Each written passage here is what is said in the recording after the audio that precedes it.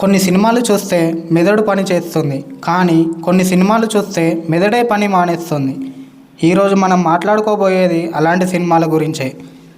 ఇంకా దాచాం కుప్పలు కుప్పలుగా ఉన్నాయి సినిమా. లాజిక్ ఎక్కడుందో తెలియదు, కథ ఎందుకు మొదలైందో అర్థం కాదు, కానీ మనల్ని గట్టిగా నవ్వించే రాడు తెలుగు సినిమాలు. ఇది సరదా కోసం చేసిన వీడియో మాత్రమే. ఫ్యాన్స్ మాత్రం హట్ అవ్వకండి. మరి మొదలు పెడదామా? నెంబర్ 1, శక్తి. ఈ సినిమా చూస్తే హిస్టరీ పుస్తకం తీసుకొని డైరెక్టర్ని అడగాలనిపిస్తుంది. ఇది ఏ శతాబ్దంలో జరిగింది సార్? ఈజిప్ట్ నుంచి ఇండియా, పిరమిడ్స్ నుంచి పటాసులు. హీరో ఏం చేస్తున్నాడో తెలియదు, విలన్ ఎందుకు వచ్చాడో తెలియదు, కానీ ఒకటి మాత్రం క్లియర్: శక్తి = లాజిక్కి శక్తి లేని సినిమా. నెంబర్ 2, పల్నాటి బ్రహ్మనాయుడు.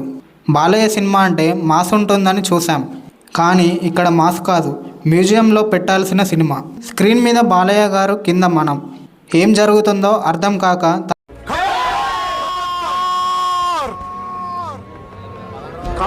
ఈ సినిమా చూసిన తర్వాత ఒక ప్రశ్నే మిగిలింది: ఇది ఎవరి idea sir? Number 3, Agnyaathavaasi. Trivikram ఇంకా పవన్ కళ్యాణ్ గారు అంటే అంచనాలు ఆకాశం దాటాయి. కట్ చేస్తే కథ భూగర్భంలోకి వెళ్ళింది.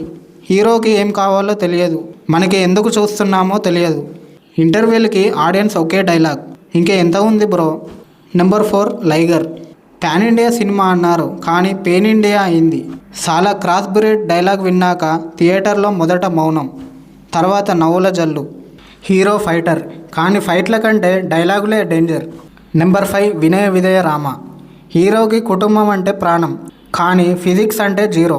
సైకిల్తో హెలికాప్టర్ మీద దాడి చేసిన సీన్ చూసి న్యూటన్ గారు కూడా నన్నెందుకు ఇంత అవమానించర్రా అని అడిగుంటారు. నెంబర్ 6, రాధేశ్యామ్. చేతిరేఖలతో భవిష్యత్తు చెబుతాడు అన్నారు, కానీ హీరోకి తన భవిష్యత్తే తెలియదు.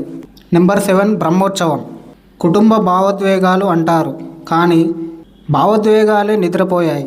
సినిమా చూస్తూ చూస్తూ ఆడియన్స్ కూడా ఫ్యామిలీతో పాటు బోర్ అయిపోయారు. ఈ సినిమా చూశాక ఒక విషయం అర్థమైంది: ప్రతి ఫ్యామిలీ ఫంక్షన్ సినిమా అవ్వదు. ఇప్పుడు స్పీడ్ రౌండ్. షాడో కాన్సెప్ట్ ఉంది, క్లారిటీ లేదు. రెబల్ శబ్దం ఉంది, కథ లేదు. ఆచార్య మెసేజ్ ఉంది, మజా లేదు. సాహో బిల్డప్ ఉంది, బుర్ర తిరుగుతుంది. ఈ వీడియో ఉద్దేశం సినిమాలను తిట్టడం కాదు, మనమంతా కలిసి నవ్వడం. మీకు అనిపించిన బిగ్గెస్ట్ రాడ్ తెలుగు సినిమా ఏది? కామెంట్స్లో చెప్పండి. వీడియో నచ్చితే లైక్ చేయండి. ఇలాంటి ఫన్ కంటెంట్ కోసం ఛానల్ని సబ్స్క్రైబ్ చేయండి. మళ్ళీ ఇంకో రాడ్ లిస్ట్తో కలుద్దాం.